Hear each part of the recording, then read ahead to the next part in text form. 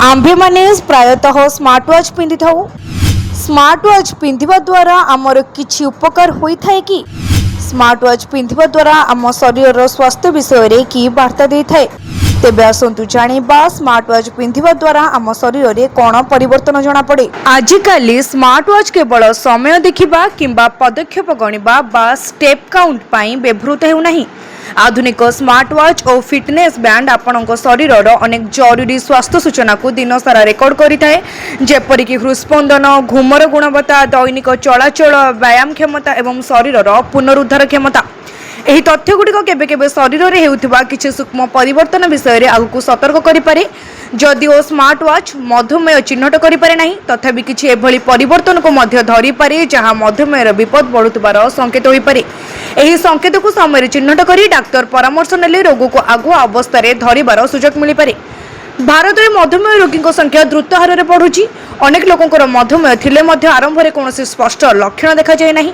सेथिपई शरीर में छोट छोट परिवर्तन प्रति सतर्क रहिबा आवश्यक। स्मार्ट वाच द्वारा मिलुथिबा डाटारू विश्राम नेउथिबा समयर हृदगति, निद्रा अभ्यास और नीतिदिनिया कार्यकलाप चली परिवर्तन को जानीपर। स्वास्थ्यर मूल्यांकन संपर्क में आमको आवश्यक आभास मिलता है।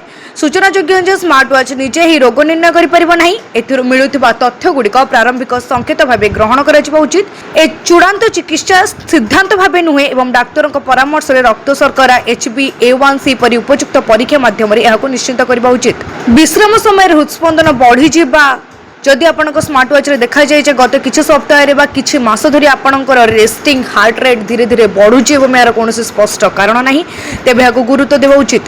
यार गोटे कारण हो पारे इंसुलिन रेजिस्ट्रेशन। एही अवस्था रे शरीर कोष गुड़िक इंसुलिन को ठीक भाव में व्यवहार करि पारे नहीं, फल रक्त रे सुगार बढ़ी जाए एवं हृदय को अधिक परिश्रम करने को पड़े।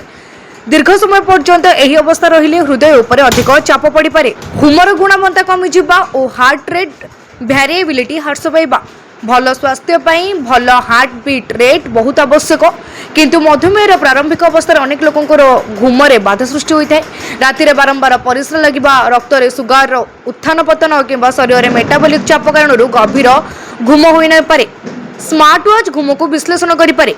डीप स्लीप कमी जाइछि, राति रे बारंबार घुम लागुछि, हार्ट रेट भैरिएबिलिटी कमी जाउछि। हार्ट रेट भैरिएबिलिटी होउछि दुईटी हृस्पंदन मध्य रे समय परिवर्तन। साधारणतः HRV भल थिले शरीर सुस्थ और चाप को भल भाव में संभालुची बोली बुझा जाए।